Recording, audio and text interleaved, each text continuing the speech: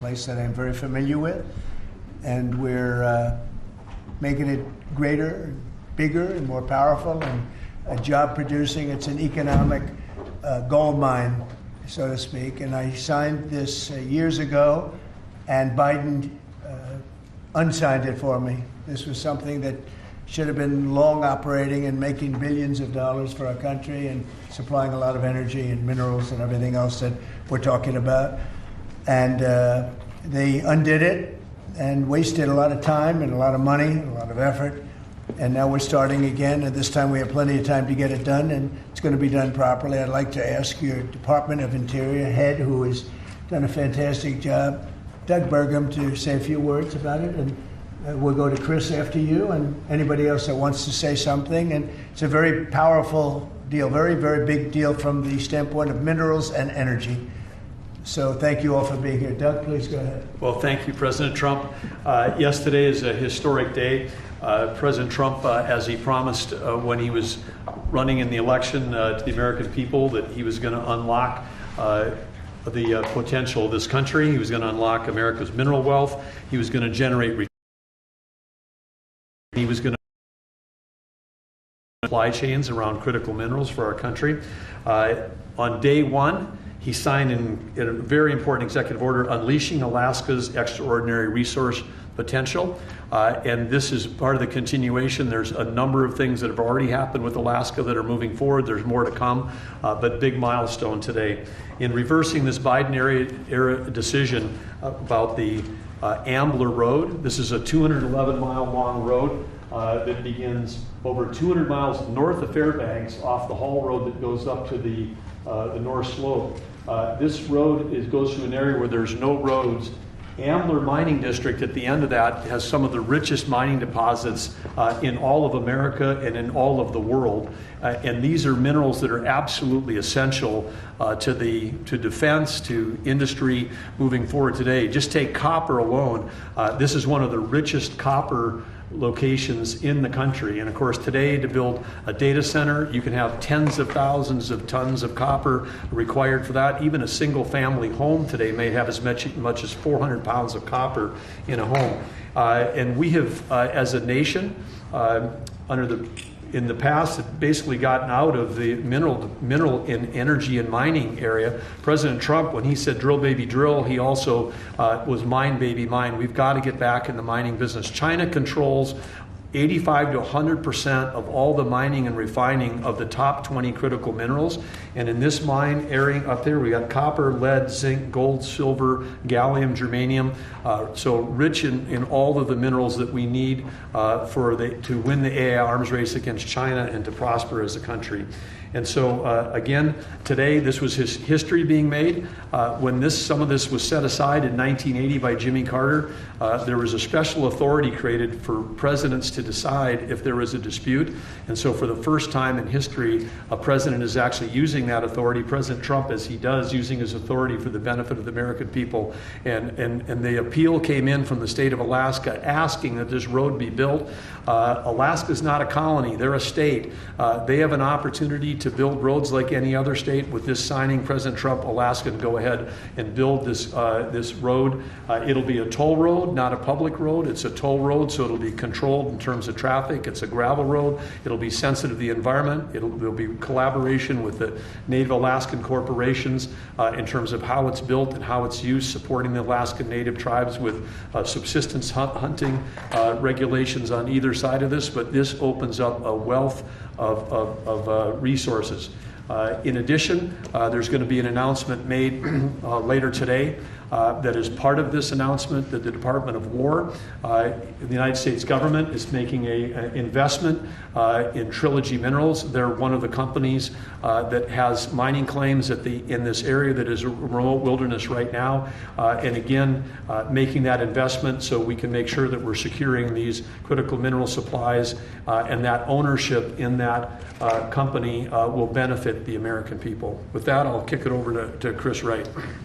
Thank you, Doug. And what a huge thank you to the President today. This is a tremendous achievement for the people of Alaska, We were in the North Slope of Alaska a few months ago celebrating energy development there. They want jobs and opportunity to develop the resources on their lands. This is another major step forward. We say energy is the lifeblood of society, the circulatory system. Minerals and metals, they're the skeletal infrastructure, the physical upholding of everything we do. Everywhere we walk and operate, your cameras, everything you hold are made out of metals and minerals. President Biden thought it was appropriate to offshore both of these industries outside of our country. That has not left us in a strong place. President Trump, in his first term and even more strongly in his second term, is bringing those industries back to our country. America was a mining powerhouse for a long, long time, and our mining industry got squelched. Now we're seeing it come back to life. You saw the president's truth not long ago about a deal for lithium production in Nevada just a week or so ago. This will more than tenfold increase American lithium production. And this infrastructure, this mining road in the Ambler Mining District, will just have immense impact on future mining opportunities for our country's security and economic opportunities for the people of Alaska. Our critical minerals and mining expert within the administration is standing right next to me, David Copley. I'll see if he wants to add any words. This is a really big deal for the American mining industry, and I think it shows the president's seriousness about getting this industry going and making sure we have the critical minerals we need for our defense industrial base and for our broader economy. Thank you very much. And I think we want to get this going by a certain time, so I signed it. And Will, I'm going to give it to you, and you get it filed. And Sir. Good job. Thank you, sir. It's a big job. Thank you very much.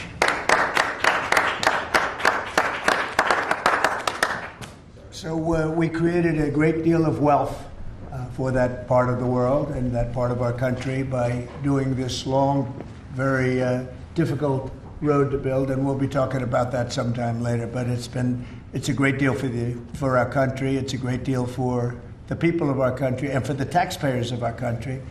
And if you have any questions on that, let me know. When do you Steve? expect the road to be constructed, and how quickly will it get underway? Go ahead. Well, this road, as I said, industrial road, it'll have ownership. It'll likely be split between the state of Alaska, the federal government, and the Native Alaska corporations.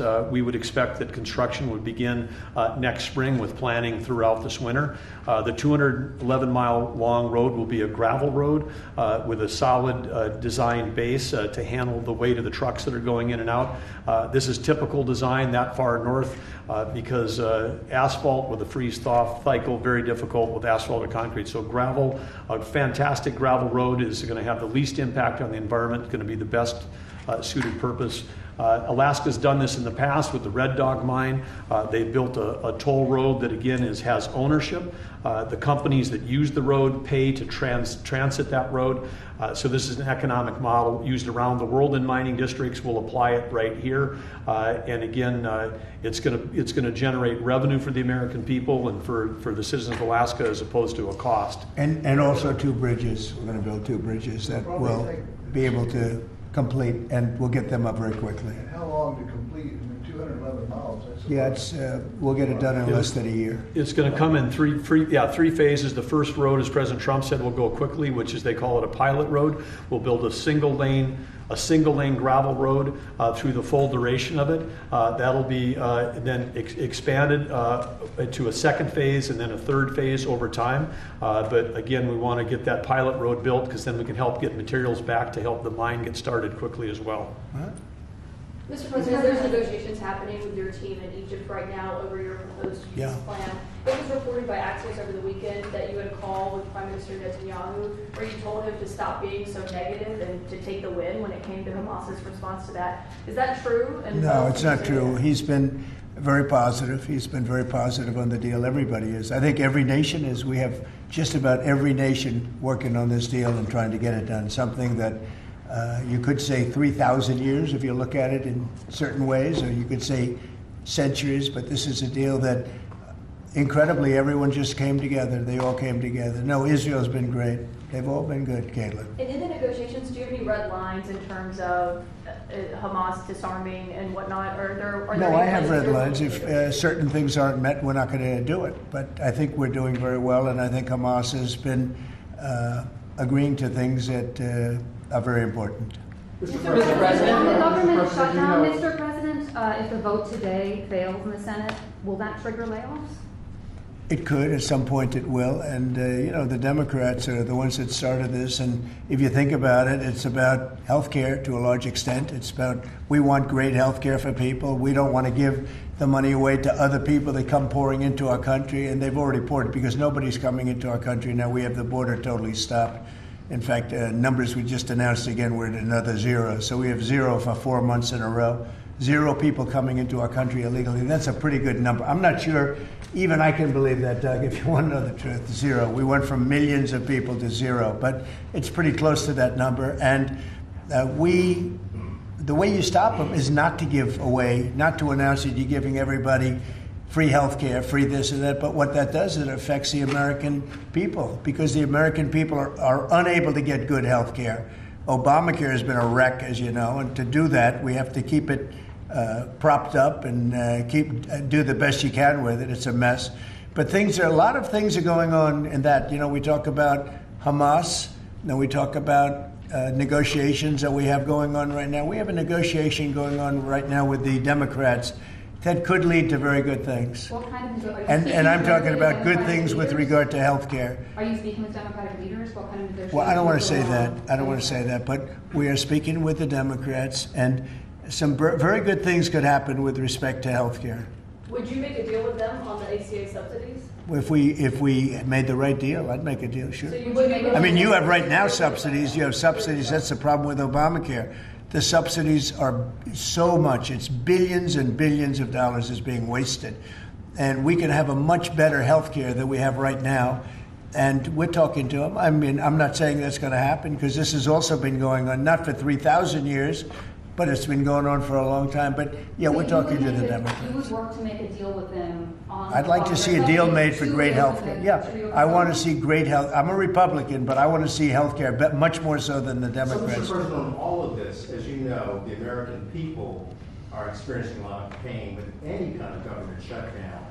And while you're dealing with Democrats and, of course, Republicans are standing their ground, what is your message directly to the American people who may encounter some of this pain and despair? How do you give them hope? Well, up till now, there hasn't been a great deal of pain. There could be a great deal of pain, but up till now, there hasn't been. I will say this, just hang in there because I think a lot of good things are going to happen. That's all I can say. I mean, I think a lot of good things could happen, and that could also pertain to health care. Mr. Follow-up President. question. Mr. We have President. seen a surge in attacks on ICE agents across the country, including the shooting in Dallas and over the weekend in Chicago. We saw 10 cars boxing in on ICE agents and another one ramming into an ICE vehicle. Yeah. We have heard Secretary Noem saying that some of these attackers are actually organized and they're planning to kill and ambush these officers. Right. What are the consequences for these? Very severe. We're going to have very severe. We're going to find out who's going after our federal agents. So when you look at Chicago, they've had probably 50 murders in the last 6 or 7 months, 8 months. Many, many people shot, like 30, 40, 50 people shot. Didn't die, but they've been shot. It's like a war zone. And then I listened to the governor and the mayor get up and say how they have it under control. They don't. It's probably worse than almost any city in the world. You can go to Afghanistan. You can go to a lot of different places, and they probably marvel at how much crime we have. Then you go to Memphis, where we are right now. Now, it's just like in Washington, D.C. right now. You people know better than I do because you have to live right inside. And so many of the press have come to me. They've said, I can't believe it. It's changed so much. We have a safe city in Washington. Memphis will very soon have a safe city. Chicago can be very, very safe. It's going to be very safe. But Chicago is going to be very safe. And you say, why is it that a governor wouldn't accept free help from regardless? I mean, whether it's National Guard or the military or anybody. I mean, if women raped and beaten and knocked to hell, and the same with men where they're being shot all over the place in large numbers. I mean, we had a week in Chicago where 11 people were murdered and 38 people were shot. And then we have a governor get up and say, oh, it's safe, we can handle it. He can't handle it. He's an incompetent guy. That's why they threw him out of the family business. They threw him out. I knew the family business very well, and they threw him out. And now he's a governor. And he should say, we'd love to have a safer place. Chicago's a great city potentially. You know, I told you the head of the Union Pacific Railroad said, "Sir, save Chicago. It's a great city. It's going to be lost if you don't do it." We have no choice but to do this. And when judges give us rulings that, you know, you don't have to do it, Portland is on fire. Portland's been on fire for years, and not so much saving it. We have to save something else, because I think that's all insurrection. I really think that's really criminal insurrection. So I appreciate the question.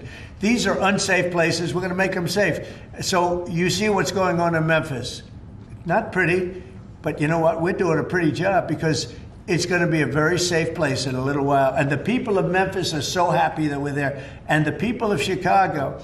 So you have black women with MAGA hats on in Chicago, all over the place. They want the guard to come in, or they don't care who comes in. They just want to be safe. And they really don't care. You know, there was one woman, and she was great today. She said, "You know what?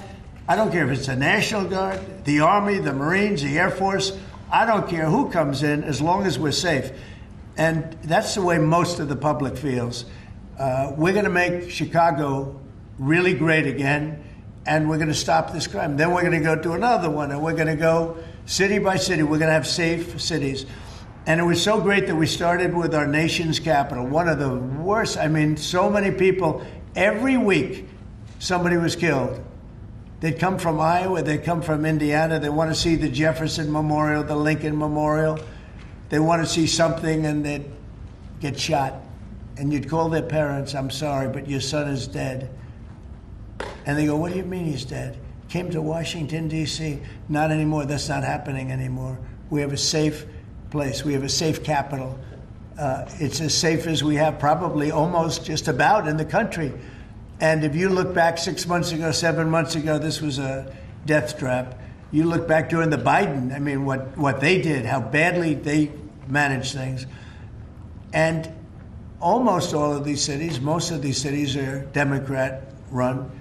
And we don't care, Democrat, Republican, we're going to make them safe. So we have to save Chicago. It's very important. And you can't have a governor getting up and saying it's good when 11 people were shot over a weekend. What? The Insurrection Act, under what conditions or terms would you? Well, I'd do it if it was necessary. So far it hasn't been necessary, but we have an Insurrection Act for a reason. If I had to enact it, I'd do that. If people were being killed and courts were holding us up, or governors or mayors were holding us up, sure, I'd do that. I mean, I want to make sure that people aren't killed. We have to make sure that our cities are safe. And it's turning out, and we started with D.C., it's been so successful. Think of it. People wouldn't go to restaurants. The restaurants were closing. We were losing a lot of restaurants, as you all know. And now restaurants are opening, and they're thriving. And I went 2 weeks ago, and it was great. I'm going to go again. I felt very safe, very safe. Forgetting about guards and Secret Service, and I would have gone. It would have been very safe. D.C. is a great, and look at the cleanliness of D.C. Look at how it's clean. You don't have tents all over the place. We had parks where you couldn't even walk through the park. You had people from tents, and they were violent people. Some of these people were violent people. We have a great, safe capital again, and if you look at it in 6 months from now, it'll be the most beautiful anywhere in the world. It's being cleaned. The graffiti's all gone now. The tents are all gone. We have a capital that you can be proud of, but it'll only get better with time. Mr. President. Tomorrow is October 7th, the 2-year anniversary of the original Israeli attack. Do you expect the Gaza deal tomorrow, or any sort of hostage? I think we're going to have it soon. I think we're going to have a deal. It's a hard thing for me to say that when for years and years they've been trying to have a deal with Gaza, but literally for centuries. Okay, if you really think about it. But we're going to have a Gaza deal, I'm pretty sure, yeah. And what do you hear about the talks? Well, I'm the one that got the hostages back. Remember that, you know? I'm the one that. I was going to ask you that. Yeah, I got them back. Israeli citizens are celebrating what you've accomplished in this deal. Should it come through, there will be a lot of celebration on the streets of Israel. The hostages' families, have they been in contact with you with regard to this deal that could happen? They're so happy about it. It's like they can't breathe. One said, "I can't breathe." you know, it's very sad because you have hostages and you have people that are no longer living. But the parents, and I've said this to you many times, the parents want the bodies of their boy back, the bodies of, you know, their loved one back. In most cases, they're young men, and they're dead. And there's probably 32 or so, about that number. Nobody knows exactly what the number is.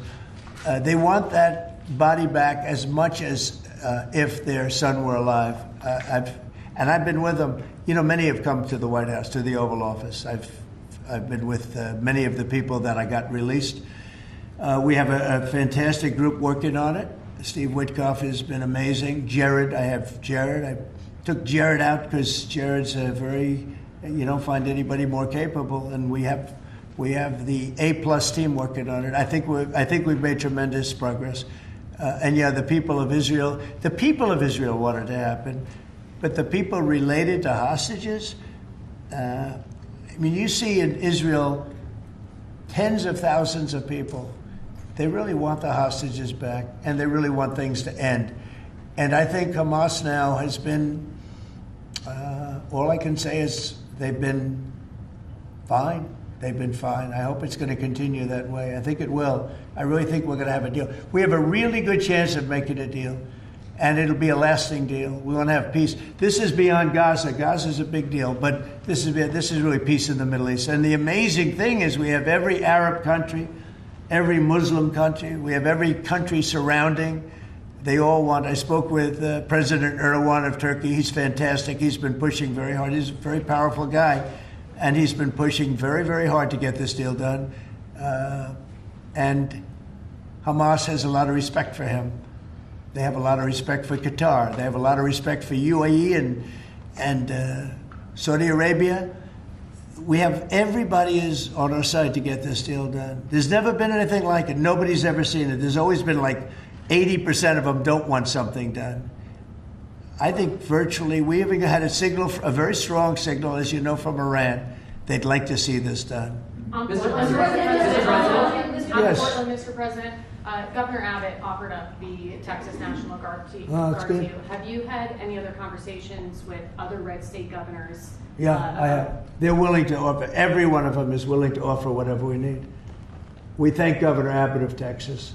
Every one of the red state, as you call them, red state governors is willing to give whatever we need because they want our agents protected. You know, these ICE agents have a tough job. They have to go in and get, in many cases, stone cold criminals, hardened criminals, long-time criminals. And every, essentially, Republican governor has offered up whatever we need. And some Democratic governors also. Daniel?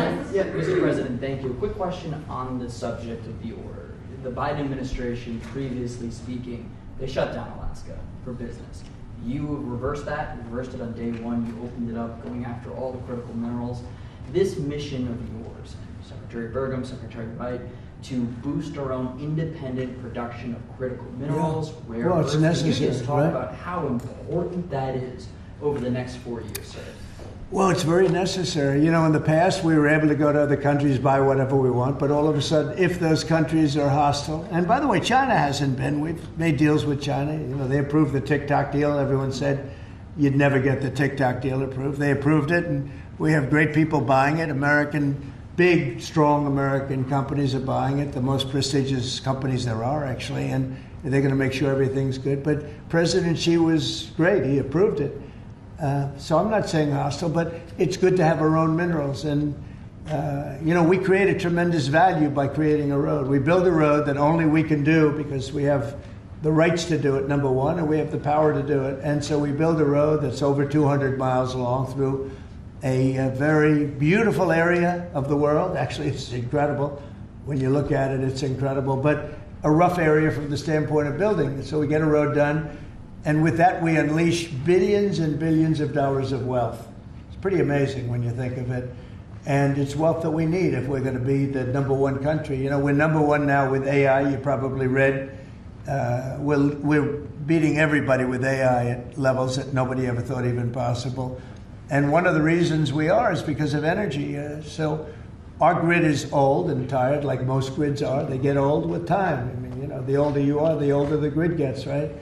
but I've allowed the people building AI or other plants, other types of plants, but AI in particular because they need so much electricity. I've allowed them to build their own power.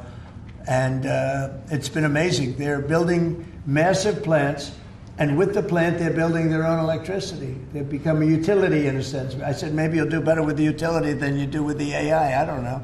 But we're letting them build their own electricity. So we don't have to worry about the grid. We don't have to worry about anything. And they're going to build it in such a way that if they have excess capacity, they're going to put it back into the grid. It's pretty amazing. So when they build, we're giving them permits to build their own electric power plants, and it's incredible when you see what they're doing. And because of that and other things that we're doing, we're leading every country.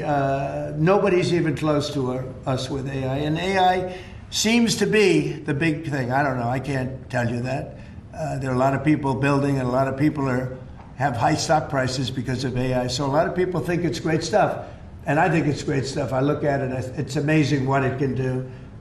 In terms of medical costs, in terms of knowledge, it's basically information, and information at a level that nobody thought possible before. So we'll see. But they're building plants where you saw the one overlay that I did where, in this case it's Meta, one of their plants is essentially almost the size of Manhattan. And that's a building, it's a building that covers Manhattan. So it's big stuff. And nobody's even close to us. We're leading AI by so much. Mr. President, yeah, go ahead, please. Since the start of your administration, we've seen a lot more Americans wanting to join ICE. And as we're seeing more attacks on them right now, what's your message to rank and file ICE agents who are trying to do their jobs but are facing 1,000% increase in attacks? I love your questions, I like it. So who are you with? I'm with NTD. Very good. The one who got mugged. You were the one, that's what I thought. You got mugged. You're not getting mugged anymore. She was really, you're lucky to be with us with that deal that happened. I know all about that. Not anymore, though. You feel a different world out there, right? Totally. You're safe with the baby nowadays. Oh, good. Well, you're safe now. Nobody's going to be hurting you in any way. Thank you, Mr. President. Okay, thank you very much. Mr. President, on the Supreme Court today. Thank you. So the bottom line on your question, we're just going to make things real safe. We're going to have a country that you can be proud of, not a country that you read about every day where somebody gets mugged from behind or hit over the head with a baseball bat. Those people aren't with us any longer. Yeah, please. Mr. President, yes. Thank you very much. Thank you, Mr. President. On today's call with Lula from Brazil, Yeah. are you considering lowering tariffs after the call? Well, I had a great talk with the president of Brazil, who's a good man. I met him actually at the United Nations. I was going up to make a speech, and I didn't have a teleprompter. I was walking up to my teleprompter. I said, I don't have a teleprompter. But just before that, I met with President Lula, and I found him to be very good. I mean, we had a very good talk for about, 2 minutes. And then I went up to make a speech, and I was surprised to see, how would you like that one, Doug? I've got every leader in the world sitting out there. My teleprompter isn't on. You know why, Daniel? Because it was a rigged deal. But fortunately, I made a better speech than I would have if I read it off a teleprompter, which is pretty easy to do. So it was quite a day. That was a big day. But we met, and we liked each other. And, we had a great conversation. We'll start doing business. And are you considering traveling to Brazil for COP30? At some point, I would, and he's going to come here. We talked about that. And a follow-up question on Israel. Israel government has been arresting and reporting activists that were traveling to Gaza. Today, Greta Thunberg, for instance, also some... Well, she's just a troublemaker, I mean, she's no longer into the environment, now she's into this. She's a troublemaker. She has an anger management problem. I think she should see a doctor. She needs anger. If you ever watch her, she's a young person. She's so angry. She's so crazy. Now, you can have her. She's just a troublemaker. Yeah, please. Mr. President's term today, Mr. President. Say it. The Supreme Court is back and said that they rejected today an appeal by Ghislaine Maxwell to overturn her conviction. That means her only chance of getting out of prison is a pardon from you. Is that something you're... Who are we talking about? Ghislaine Maxwell. I haven't heard the name in so long. I can say this, that I'd have to take a look at it. I would have to take a look. Did they reject that? She wanted to appeal her conviction. And what happened? They said that they were not going to hear her appeal. I see. Well, I'll take a look at it. I will speak to the DOJ. I wouldn't consider it or not consider it. I don't know anything about it. So, but I will speak to the DOJ. Why would she be a candidate for I don't know. I mean, I'd have to speak to the DOJ. I'll look at it. I have a lot of people who have asked me for pardons. I call him Puff Daddy has asked me for a pardon. But she was convicted of child sex trafficking. Yeah, I mean, I'm going to have to take a look at it. I have to ask DOJ. I didn't know they rejected it. I didn't know she was even asking for it, frankly. Supply Tomahawk missiles to Ukraine or sell them to NATO and let them sell them to Ukraine. Yeah, I've sort of made a decision, pretty much. If you consider, yeah, I think I want to find out what they're doing with them. Yes. You know, where are they sending them? I guess I'd have to ask that question. That war should never have started, would have never started. Such bad judgment was used there. I think on both sides, by the way. But nobody looks good with the war with Russia and Ukraine. Nobody. That's been a horrible. This week they lost over 7,000 soldiers between the two of them. This is every week they're losing 7,000, 8,000, 5,000. They have a range of like 1,500 miles or something, and so they'd be able to. No, I know. No, I would ask some questions. I want to see what's.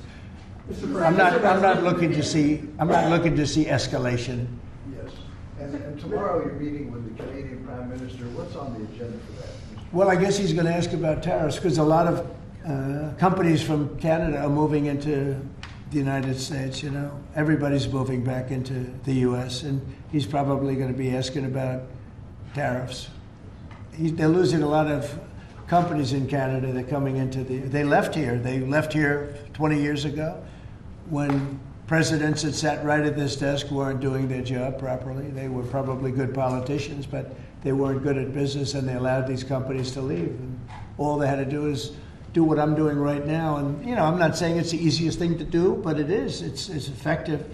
We're a rich country again. We're a powerful country because, you know, I've ended 7 wars. At least half of them was because of my ability at trade and because of tariffs. If I didn't have tariffs to throw around a little bit, you would have at least 4 wars raging right now with thousands of people a day being killed that aren't happening. We've settled. You know, we settled 7. We're getting close to settling 8. That would be a big one. And that's something that could happen. But so I think he's coming probably to talk about tariffs because a lot of companies are leaving Canada to come into the U.S. And they're leaving Mexico. And by the way, they're leaving China.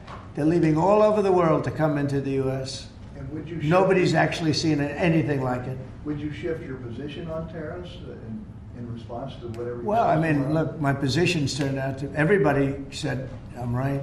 They find billions of dollars that they didn't even know they had. Recently, they said they found billions of dollars and they couldn't understand. I said, check the tariff shelf. And they come in the next hour and they said, sir, you're right. It was from the tariffs. We're a rich, really rich country again. But more importantly, maybe influence. If I didn't have the power of tariffs, you would have at least 4 of the 7 wars raging. I use tariffs to stop wars. If you look at India and Pakistan, they were ready to go at it. 7 planes we shot down. They were ready to go at it. And they're nuclear powers. And I don't want to say exactly what I said, but what I said was very effective. They stopped. And that was based on tariffs. It was based on trade. Tariffs are very important for the United States. We are a peacekeeper because of tariffs. Not only do we make, you know, hundreds of billions of dollars, but we're a peacekeeper because of tariffs. Mr. President. Yeah. On the shutdown, Mr. President, the shutdown that occurred during your first term lasted 35 days. Yeah. How long do you expect this shutdown to go? Well, you don't know. Look, I can say this, that it would have not happened except for the Democrats. The Democrats are very foolish. They've lost their way. And we have a new thing now when you look at, it's called crime. It's called absolute, as Biden would say, well, I won't say what he would have said. Remember when he said, it's a 3-letter word, no. Remember that one? Everyone's saying, what was that all about? He probably meant exclamation point or something after the word. But this is a 5-letter word, crime, C-R-I-M-E.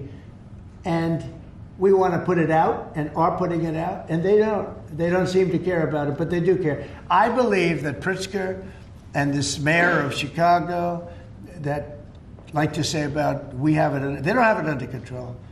Not only is it not under control, it's the opposite. And I believe they're afraid, they're scared for their lives. I believe that the Portland people are scared. You look at what's happened with Portland over the years, it's a burning hellhole. And then you have a judge that lost her way, that tries to pretend that like there's no problem. Actually, she's not even saying that. There's a huge problem in Portland. I'll tell you what the problem is, crime. Okay, crime. There's a huge problem in Chicago. It's called crime. And we want to put out the crime, and they want to inflame the crime. And why they want to, I don't know. But it could be that Pritzker is scared for his life. Yeah. You have please. that judge on the UN. Do you have an update on the investigation into what happened to you at the UN last month? And also, what's your message to Americans who are concerned about your and your family's safety as you're very out in public? Yeah, I am out there. There's no question about it. Well, at the UN, we had a problem with the teleprompter. We had another problem that nobody has actually talked about. The people in the room didn't hear my speech. Did you know that? The people in the room, they didn't have any loudspeakers, and they didn't hear my speech. And I thought I made a really good speech. I mean, considering I didn't have the use of a teleprompter, which is unusual. But I made a speech. I could have walked off the stage. I guess most people, Doug, I think most people would have just said, we'll see you in about a half an hour, right? But, they obviously turned off I think they turned off the teleprompter, but there was a reason that it didn't work. I actually know the reason. They didn't let the teleprompter person into the room, okay, which is essentially the same thing. So I made a speech. It turned out to be a very good speech, got good reviews. I went out to the audience after the speech. I saw my wife. I said, how good was that speech? Was that unbelievable or what? She said, I didn't hear a word you said. I said, what do you mean? She was sitting in the front. I said, what do you mean? She said, you couldn't hear anything that you said. The speakers were turned off. So I think that's pretty bad stuff, right? Especially since we support most of the United Nations. And yet I still want to keep it in New York. Because I think the United Nations has tremendous potential. If properly run, the United States has tremendous potential. But think of this. I settled 7 wars. I never spoke to the United Nations about it. Not one of them. You look at, and those were wars that were raging a long time. And in many cases. And I settled 7. I never heard from the United. They didn't help me.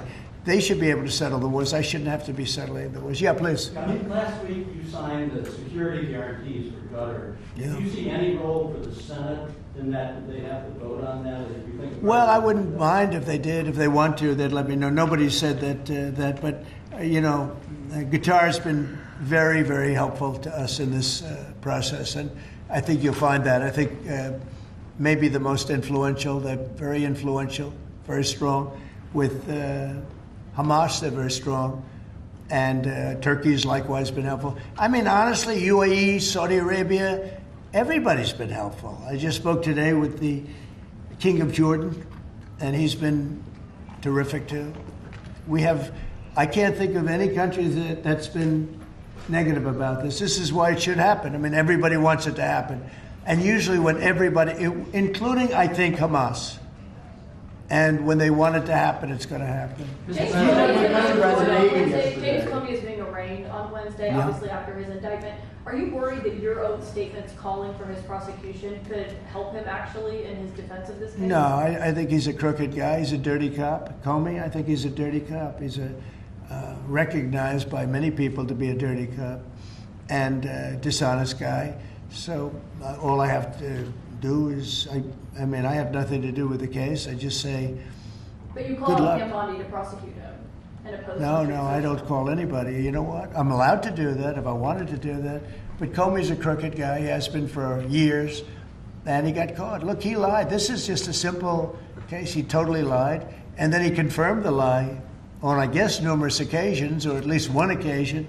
He confirmed the lie. He said, that's what I said, and I stand by it. And the guy, and he didn't say, to the best of my knowledge. He didn't say, well, I don't remember. He made a very definitive statement and a very important statement concerning him. And he got caught in an outright lie. And that's why a group of people, it wasn't me that voted, they voted to indict him. but he's a crooked guy, in my opinion, and we'll find out. The court's going to determine that in a little while, I guess, yeah. President, do you expect to announce farm relief this week? Yeah, I'm going to do some farm stuff this weekend. You know, with Yeah, please. the Navy yesterday celebrating It was their unbelievable. 250th. Can you talk about that? And as we get closer to America's 250th, you've initiated a prayer initiative as well. Yeah. Talk to me about both of those events and why they're so important, particularly the prayer initiative going forward to the. Well, we have, and we're dealing, as you know, with all of the different, and not just evangelicals, Christians. We're dealing with lots of different faiths, religions, and I felt for a long time that if a country doesn't have religion, doesn't have faith, doesn't have God, it's going to be very hard to be a good country. There's no reason to be good. I want to be good because you want to prove to God that you're good, so you go to that next step, right? So that's very important to me. I think it's really very important. And yesterday was amazing. We went out. We went to the naval base, the largest in the world, actually, and I saw things that were incredible. The level of I don't want to use the word weapons, but they are weapons. It's the technology on these planes, on the carriers, on all of the different things that we saw. They gave us missile displays. They did the whole I don't think they've ever done anything like it, but it was really impressive. And the talent of the pilots where they can land. The aircraft carriers look massive, but when you put them in the middle of, like, the Atlantic, or in this case, pretty far off the coast of Virginia, and it's sitting in a big ocean, and it was pretty calm yesterday, but it's still a little bit testy, right? And you'd have these guys land right on a thing and come to a sudden screeching halt, and they're really something. They were taking off yesterday, and they look over, yes, sir, and then you see them, and you see them just get ripped back into the seat because the G-forces are so great. And actually, if you're not in great shape, because they were doing maneuvers that were incredible yesterday, and the admirals were explaining that if you're not in really good shape, you don't make it because you pass out. These guys, and women. I met some women pilots it's incredible what they're able to do. So we saw something that was great, and you saw the spirit, because we had for a couple of thousand. I think they had probably 22,000, largely sailors, all dressed in the most beautiful white. There wasn't a spot on any of those uniforms. I looked at them. It was just a wave of white. And it was a great crowd and great reception. So, getting back to a very important question that was asked, when you go back a year ago, people weren't joining the armed forces. They weren't joining the Army, Navy, Air Force, Marines, the Coast Guard, Air Force. If you look at, any of them, they weren't joining, Space Force. And now we're setting records, recruitment. And that goes for the police and fire. Now they want to be policemen, they want to be firemen. And firemen, people don't mention them, they're incredible. I know so many of them, they're brave as hell. I wouldn't want to do it, tell you. But they weren't able to recruit. The police weren't able to recruit. And the military wasn't able to recruit. We were really off. And I got elected, and it really started on November 5th. I got elected, and somehow the country developed a spirit. Financially, yes, but also with the military. And now we have record levels of people wanting to be in. Every force is filled. We have waiting lists to get into the Marines, to the Army, to the Navy, to the Air Force. We have Coast Guard. We have waiting lists to get in. It's amazing, actually, what's happened. We have a country it was a dead country. And I say it all the time. We had a dead country 1 year ago. Now we have the hottest country anywhere in the world. And it's nice to see you. I've watched you for years on television, so it's nice to meet you. Thank you very much, everybody. Thank you, press. Thank you, press. Let's go. Thanks, guys. Thank you, guys. Thanks, guys. Let's go. Let's go. Let's head out. Thank you, guys. Thanks, guys. Thank you, guys. Thank you. Thank you very much. Thank you. Thank you, Kate. Thank you, press. Thank you, press. Thank you, guys. Thank you. Thank you, guys. You doing all right? Good. You're younger than you did 10 years ago, Stan. It's not bad. I'm working on it. You know the secret. Thank you, Mr. Thank you. Good questions. Hi, Daniel. How did you show it, Daniel? Big rating for that? It was huge. I did an interview with him. You know why? I turned down 60 minutes. I did Daniel because he treats me nice. By the way, I heard you had big ratings. We had huge ratings. Yeah. Thanks to you, sir. Thank you, Daniel. Thank you, Mr. President.